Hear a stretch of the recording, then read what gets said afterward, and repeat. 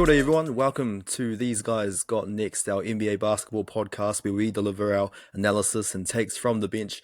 I'm Elijah Fa'afiu, he's Ravindu Pathirana. Ravi, how are you doing this week? How's everything on your end?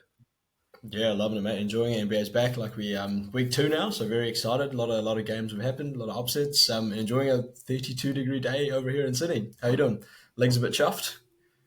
Legs are a bit sore, and the reason, just to give a bit of context, the reason for that is because this morning I did run in the Auckland Half Marathon. I've got my medal here, which I'll be wearing throughout the episode. So if you're wondering what's around my neck, it's a big achievement running the 21.1k race. It's funny, I guess in NBA context, I was doing a bit of Tony Snell for 2 hours, running around doing a bit of nothing. Or in another context, I looked like Dwyane Wade at the start of the marathon, and I looked like Dwyane Wade's statue by the end of it, which is a funny segue because we're going to go straight into things. The second week of NBA action, Dwyane Wade statue, I sort of want to talk about that to right off the bat, just to get it out of the way. Have you seen it? What have you made of that whole creation of Mr. D Wade? Intrigued. Very interesting as to how they could do that. Like people make nice statues, but man, that was terrible. And I saw the sculptor actually said that was the best he could do, and considering the money an organization like the Miami Heat would have, you'd assume they'd go for a better sculpture. Yeah, what do you think of it? It's funny because I was reading that D Wade himself assisted in the creative process. I assume he was sick the day they did his face because that does not look like him at all. It might look like who do we think he looks like? Yeah, it was Batista? thrown around. Yeah, Batista's in there. I don't know. I saw a little bit of Dwayne the Rock, even a bit of Shaquille in there. It's like it's a mixture of it. Yeah, I mean, do you think that's worse than that Cristiano Ronaldo one, that famous bust that everyone that we knows about? I think it's a close second, just because Ronaldo's popularity. I think it comes as a close second. Yeah, I don't think anyone can top how bad the Ronaldo one is. But hey, congratulations to D Wade for getting that sculpture, that statue made of him. Let's talk about the Cleveland Cavaliers because right now they are probably the hottest team in the NBA. 7-0 to start the season. They've just come off a close win against the Milwaukee Bucks. What do you think sort of led to this fast start from Cleveland to start the season? I think a couple of things kind of stand out to me. Just watching the games over the last couple of weeks. Kenny Atkinson is doing one hell of a job. Their ball movement looks really great, and one of the things that kind of stood out to me is I was looking up the stats as we're doing the research for this, and only Spider is averaging over 30 minutes a game, and that's 30.2. Everyone else is less than 30, and that allows, I guess, 82 games is a long season. So I guess fresher legs and less likely for injuries throughout. Yeah, I think Kenny Atkins is doing just one hell of a job. What are you saying?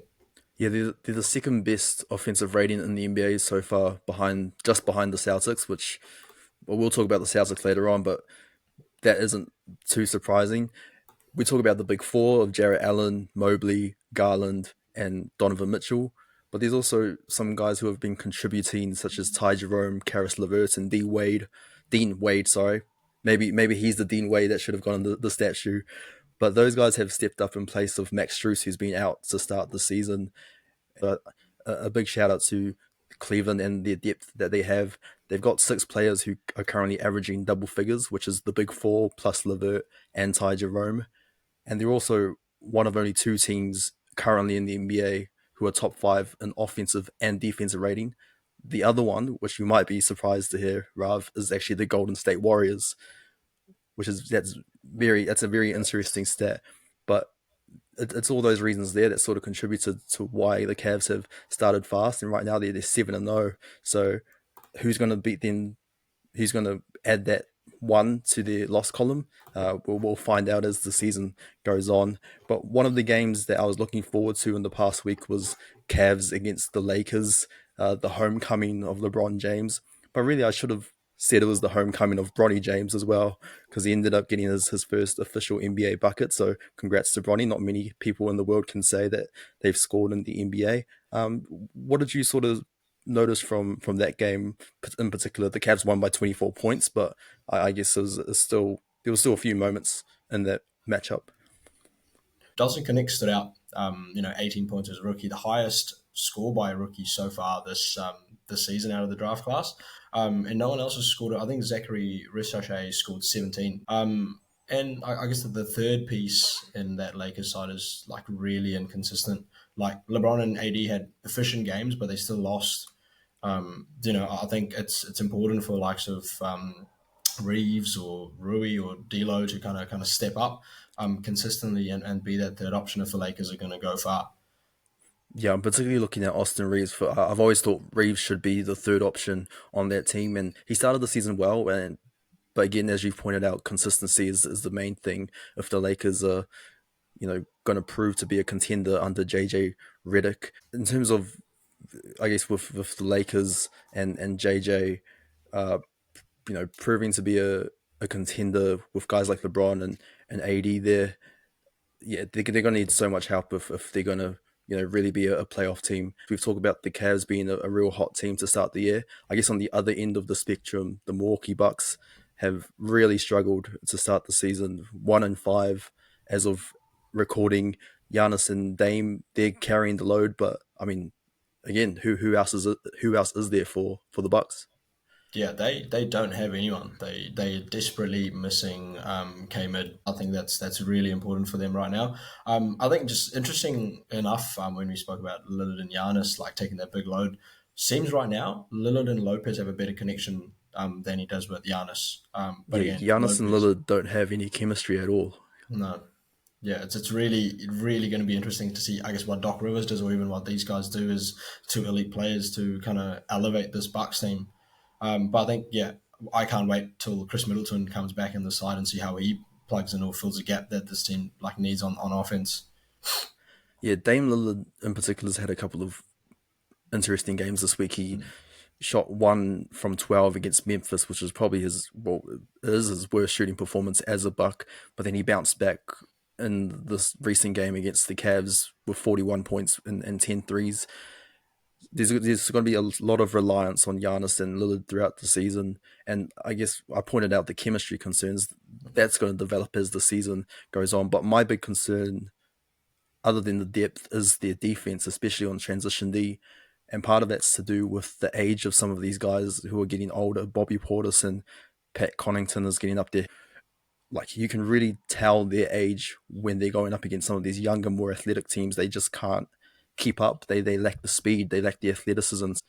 And Doc Rivers' rotation, I mean, we know this from the Clippers. His rotations have always been a bit shoddy over the years. But when they keep guys like Portis and Connaughton together on the floor, or they put one of them with a Brook Lopez, I mean, as Shaq says, that's barbecue chicken for opponents.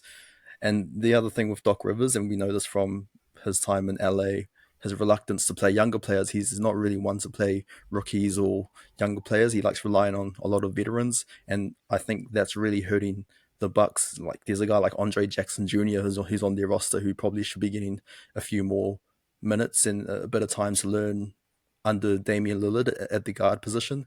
But when you're relying on guys like Lopez and Portis, and you still got Middleton who's going to come back, uh, yeah, it's not looking too good for the Bucks. Yeah, might be a tough ask for them to get in that top four now, considering this really slow start for them. Yeah, and just sticking to the Bucks, but I guess transitioning over to the Celtics a little bit. The Bucks and the Celtics played earlier in this week, and I think that was your game of the week that you were looking forward to. I guess, what did you sort of see from that game? Did it meet your expectations at all? No, man, it's really hard to kind of back the Bucks at the moment. Like I love Dame as a player, I love Giannis as a player. Had really high hopes for them, but after seeing, I guess, the terrible start they had, especially after I guess Payton Pritchard demoralized this team, and you can even see that by Doc Rivers' reaction. I don't know. It's really hard to say, man. Like the Bucks, yeah, they got a lot of work ahead of them, and like I said, they desperately need Chris Middleton back. But that was it. I guess the story of that game was Payton Pritchard. He finished with 28, 5 and 3, 8 3-pointers from 12 attempts. And as you pointed out, that third quarter buzzer beater where he made it, and then it cuts to Doc Rivers just hunched over on his knees in disbelief. It's probably one of the funniest cutaways I've seen in a while. Rivers was saying after the game that it was because he wanted the Bucks to force Pritchard in the middle rather than to his preferred right side for that last shot. But unfortunately, I mean, the Bucks defense just isn't up to scratch, and they allowed Pritchard to get to a spot and make that buzzer beater. And he's one of the most clutch guys in terms of, you need 5 seconds left on the clock, and in one of the quarters, you give it to Payton Pritchard, he could probably get it in. Yeah, man. Do you reckon he's the undisputed half court king right now, as in the last, I guess, short while that he's been in the league? I guess short answer, yes. I think he is right now. I mean, we could even elevate that to most clutch player right now. Uh, but I mean, that's a big call, calling Payton Pritchard off the bench. This the Celtics' sixth man, also the most clutch player in the league. Talking about the Celtics, they had a really fun game earlier in the week against the Indiana Pacers. Went right down to the wire. Pacers ended up winning 135 to 132, a very high scoring game. What was your sort of takeaways from that particular matchup? I think the Celtics didn't give up. They were down by 19 late in the fourth, and they came back. I think that's that championship mentality that they have going into the season. And again, like we spoke about how Jason Tatum and Jaylen Brown have to come back with off the disrespect that they've had in the summertime. But that was really good to see. In terms they didn't give up on the game. Unlucky that they lost. I don't think that was a great shot that Siakam took at the end. Slightly contested by Derek White, but 3 seconds left on the shot clock, and I don't know, it was just a simple pick and roll just to get Derek White to get the switch on the mismatch. But one of the things that kind of came up was the Celtics put up 57 threes that game. Like, that is a ridiculous number. And yeah, man, like some of the shots they were just hitting towards the latter end is just demoralized the Pacers. Yeah, what do you think of the Celtics game, and even the Pacers kind of sneaking it away from them? Yeah, I mean, we talk about Steph Curry changing the game with the 3 point shot. I think the Boston Celtics have really maximized the use of the 3 point shot, and they've created a roster where they can use that shot to the best of its ability. 10 teams right now in the league are averaging over 40 3 point attempts. The Celtics are averaging 50. They're the only team that are in the 50s. And you look at individual players, Tatum's putting up 11.7 attempts point per game, which that in itself is pretty crazy. And Pritchard's also getting up his 3 point attempts. Jaylen Brown, Derek White, they're all guys who are averaging more than 5 3 point. Everyone on that team everyone on that main rotation can pretty much shoot threes except for Luke Cornett. So when you've got 5 guys on the floor who can all space the floor, and they're revolutionizing the use of the 3 point shot, particularly this season, and I think the NBA is taking notice of it. I guess, what did you sort of make of the Pacers in that contest? Yeah, I think I don't know. Just Tyrese Halliburton's success relies on the Pacers though, because he is the main facilitator. He has to get everyone else going. He's had a really slow start. That is reflective of how the Pacers are doing at the moment. I guess one of the highlights of like something that kind of stood out to me this game was Benedict Mathurin. He came out. He was just oozing confidence. Like, that was so good to see. He had 30, 11, and 4 on 53% shooting, and yeah, man was loving his ego. Definitely got a massive boost, and unfortunately didn't get from the win. They have a nice team around them, but I think Hallie just needs to step up his play for this team to take that next step. Yeah, I guess on Mathurin, I mean, he's looking like a really strong six-man contender to start the season. But with Halliburton, yeah, I remember the start of last season where he was putting up casually 11, 12 assists per game, or even more. And I think to start the season, that he's almost putting up half of those numbers in the assist category. So something's obviously not clicking with Halliburton right now. I think part of it was because of that Pascal Siakam trade last season, which may have brought Tyrese's numbers down a little bit. But you would have thought that with a full off season, Halliburton would have figured out those problems. But yeah, hopefully we'll see the Pacers. We'll see if the Pacers can turn things around. Paolo Banchero, I was really looking forward to talking about him this week. Unfortunately, he's injured, a torn oblique. He's going to be reevaluated in about 4 to 6 weeks' time. His 50-point game this week, he's the first player in the league this season to put up 50 points. What did you... Firstly, were you surprised at all that it was Paolo Banchero that put up 50, the first one in the NBA. Yeah, I genuinely was surprised. I was expecting some of the, I guess, the more household names. Like I know we know that Paolo doesn't get a lot of love as a former number one overall pick, but no, I was genuinely surprised by what he was doing. I mean, what 29 points, 8.8 rebounds, and 5.6 assists before that injury.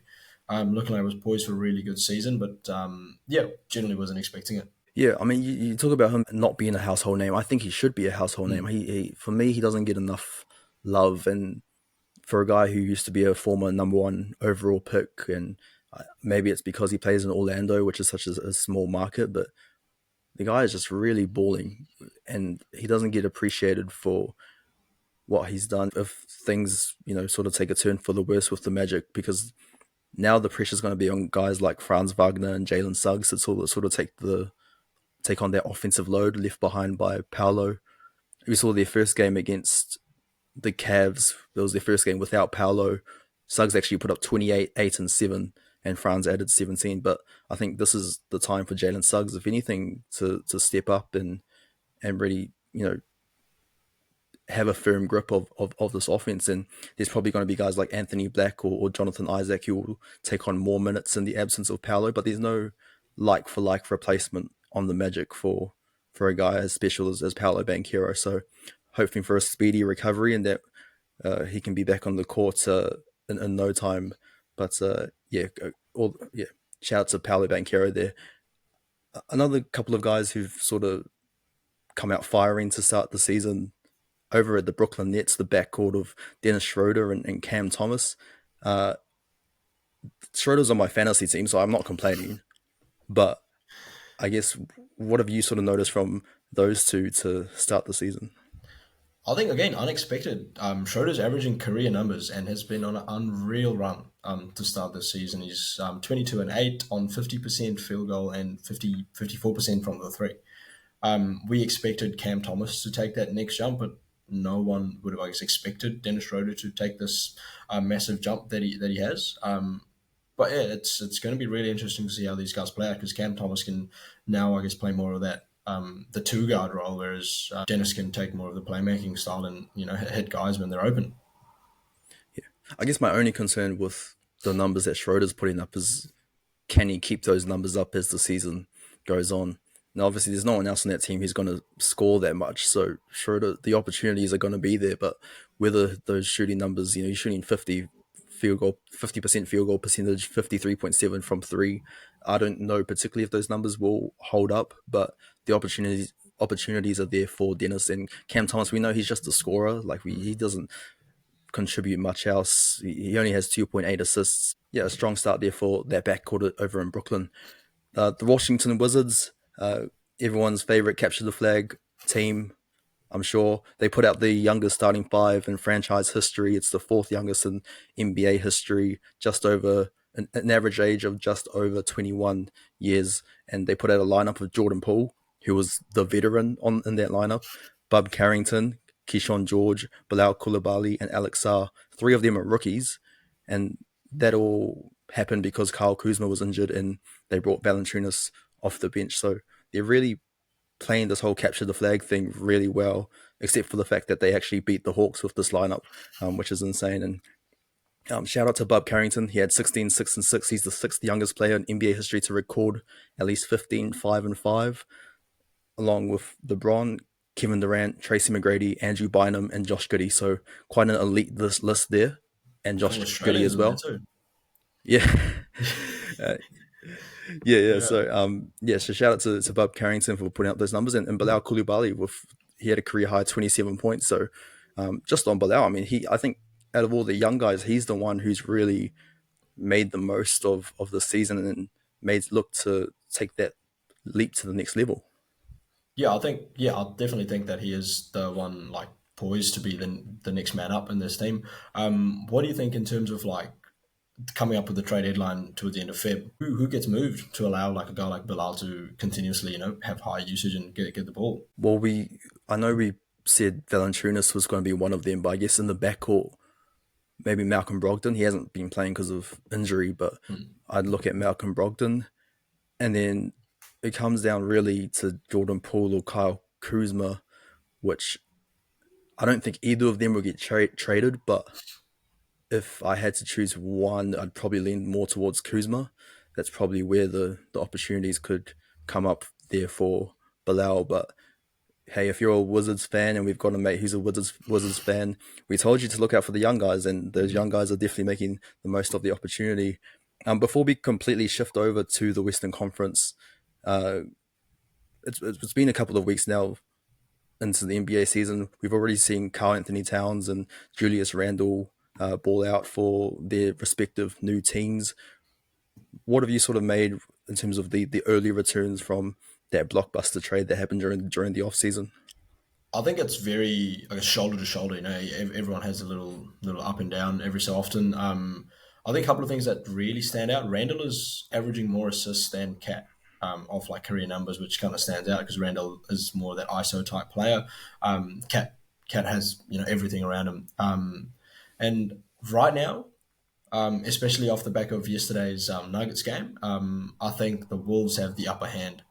But in saying that, that it comes more of a roller coaster because we know Ant can explode at any given time, Randall can explode at any given time, and those guys, well, Randall especially isn't consistent. It is a roller coaster. You never know when the ups and downs are going to come. So I think currently, especially even adding Dante into that team adds a bit of depth, whereas the Knicks gave up some depth in their backcourt to facilitate this trade for Cat. So I think yeah, I'm going to go with the Wolves right now. I think the one thing I'm surprised by is how quickly Julius Randle has sort of found his fit within the offense. I remember watching that first game against the Lakers, and things just weren't looking great. Like he did not look like he fit in well with Ant Edwards and co. But then from the second game onwards, he's pretty much I think he's realized that he's the second option. Hmm. So he's learning to sort of pick his moments and know when to pass and know when to shoot, and it's become a lot more efficient because of it.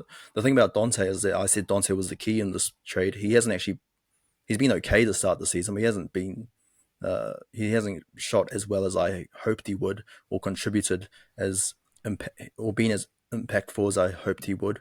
So still a long way to go in the season. So we'll see how things go. But just on the Wolves, they had a big game, probably an early contender for game of the season so far against the Denver Nuggets. What did you sort of take away from that contest between those two teams who met during the playoffs last year? I think let's start with the highlight, right, which was Christian Brown's dunk That's over Gobert. insane. That's And then man, Gobert immediately starts trying to throw hands. yeah. I mean, fair enough. Brown did taunt him like right up in his face, Yeah, of and course. to draw a reaction, fair enough. But something I did kind of notice after repeatedly watched it about 4 or 5 times because it was such a stellar dunk. Christian Brown actually ended up holding Russell Westbrook back from getting in the scuffle, which, I mean, solidifies the fact that Russ is an elite teammate. He's got your back no matter what, right? Like that was really cool to see. But also, But people don't like Rudy Gobert. yeah, no one likes Rudy Gobert. We'll get into the. I mean, yeah, nobody likes Gobert, and there's a lot of different reasons behind that as well. Just going into I guess we'll start with the Nuggets. Something that I've seen is with the departure of KCP, which has a massive gap in this team, especially with the 3-point shooting. Aaron Gordon is the one that's been stepping up, which was quite surprising to me because it was going to be that guy in the dunker spot, just catching whatever lobs or easy little like passes and getting to the hole. But even the last game, he shot 5 for 7 from three, 71%, and the whole team shot 34%, which shows you that there's a lack of depth in terms of the shooting for this team, especially around Jokic's game. He needs shooters around him when the defense gets drawn in and guys just cashing in on this. Which yeah, I'm not too sure where the Nuggets go from here. Do you reckon they try and move a piece, or who has to stand up? Like Murray was out with a concussion late in the third, I think. Yeah, I mean, again, we said in the off season that the pressure was going to be on all those younger guys like Christian Brown and Strawther and Peyton Watson off the bench, and Russell Westbrook as well, who was supposed to fill in the gap by KCP, but hasn't so far, and I don't think he will this season.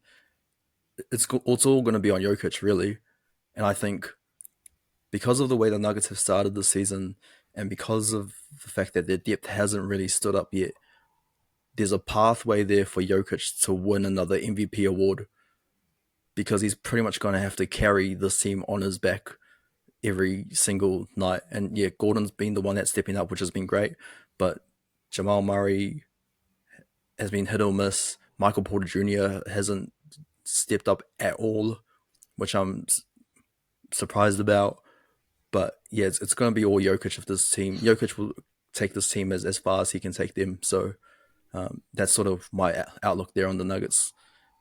Moving on, I guess we wouldn't be a New Zealand podcast if we didn't shout out the big Kiwi Steven Adams, who returned to the court. His first regular season game since January 2023, returned for the Rockets against the Spurs. Had a nice little moment there when Wemby was struggling to box him out, and there was another moment where he pretty much just picked up Keldon Johnson going for a loose ball. I mean, he's still got the strength, man. He's Steven Adams is the big Kiwi. How about that? Great to have him back on court. Yeah, man, 100%. I think he'll be a good mentor for Şengün as well.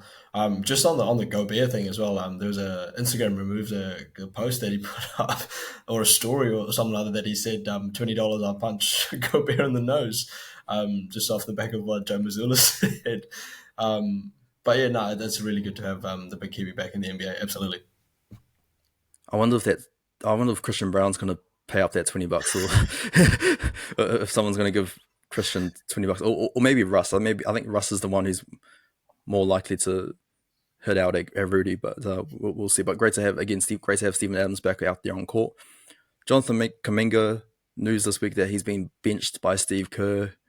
I guess I had high hopes personally for Kuminga this season. I thought he was going to step up and be that second option behind Steph Curry. Unfortunately, it looks like the writing's on the wall. It looks like benching him is going to be the nail in the coffin. The fact that he received a text from the coaching staff that he was going to be benched rather than being told in person, which I think, if you ever wanted to show how much you don't care about a player, that's probably the way to do it. And I think part of the reason Steve Kerr was saying was that between Kuminga, Draymond, and Trace Jackson Davis, all three of them are non-threats from deep. So one of them sort of had to move to the bench to allow that Golden State Warriors system to shine through. So it's a shame there for Jonathan Kuminga, but it looks like it's only going to be a matter of time before he's gone from Golden State. Yeah, I think first of all, alarm bells has to ring, right? Like as soon as you get a text saying, "Mate, you're going to be benched," that'd be terrible as a player. That'd be like demoralizing. At least call him, Yeah, right? yeah. Have the It just seems like a terrible way to break up with someone, right? just over text. Sorry, it's you, it's not me. Yeah, XOXO, Yeah, But yeah. But I don't know. I thought just the way the Warriors are trending, maybe they had their success in the past. Maybe Draymond would have been a piece that they moved and banked on Kuminga because Kuminga has a lot more upside. Draymond is on the latter part of his career, and I don't see him producing as well as a healthy Kuminga in a year or two's time. So I don't think they're making the right decision at this stage. If or which direction they'd go, and if they're going to trade a piece like Kuminga.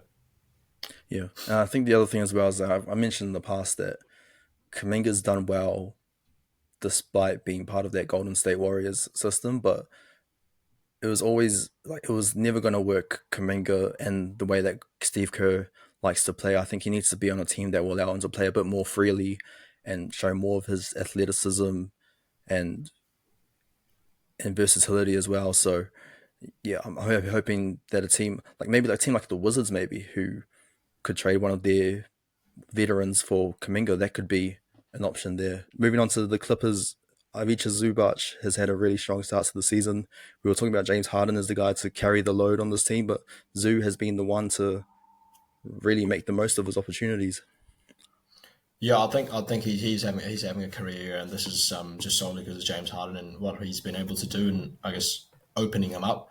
Yeah, I think this is what we needed, like a few years ago when we had I guess Kawhi and PG and the rest of them performing, but I guess we didn't have that playmaker or like someone like James. But right now he's doing 19 and 13 on 60% shooting. He could potentially be I guess a 20 and 12 guy for the season, which would be awesome to see. And yeah, well, really, really hoping him the best. Harden is just, I mean, just because of Zoo and what we saw, what he did with Clint Capella back at the Rockets. He's putting up the second highest assist numbers in the league so far behind Trey. Shout out Trey as well. Doesn't get a lot of love on that sense, but yeah, we all are looking really nice for the Clippers in terms of Zoo, but tough West. So we'll see how we pan out. Awesome. We're going to move on now to everyone's favorite segment, or maybe it's just me and Rav's, the Quickfire segment. We've got 60 seconds to answer 6 questions about the week that's been in the NBA. Actually, we'll just get straight into it. So, Rav, ready to go? Yep, let's go. Of course you are. 3, 2, 1. Ravi, PAOLO scored 50 points. He was the first player to do so this season. Who will be the second player to score 50 this season? I'm going Anthony Edwards just because he's having 13.3 shot threes a game at 41%. Or my other option's 80. Who are you more worried about to start the season, the Bucks or the Nuggets? The Bucks, just because the Nuggets have Jokic, and I have more trust in their depth. When will the Jazz get their first win of the season? I'm going to go with the Bulls tomorrow. But if not, 7th of December, look out. That's the next win. Yeah, a whole month without wins is crazy. Who are you looking forward to watching in the starting five season 2 on Netflix? Tyrese Halliburton, because I just need to know what is going on with him, really. What game are you looking forward to watching this week? I'm looking forward to the Suns and the Mavs. How about you? For me, it's the Sixers and Clippers, but only if Paul George plays. Time's up. There we go. Short and sweet, 60 seconds as always. But as always, thank you so much, Rob, for joining me. And thank you for tuning in, our listeners. Make sure you watch or listen to us on Spotify and YouTube, or follow us on Instagram and TikTok at These Guys Got Next. Until then, we got next in Matiwa.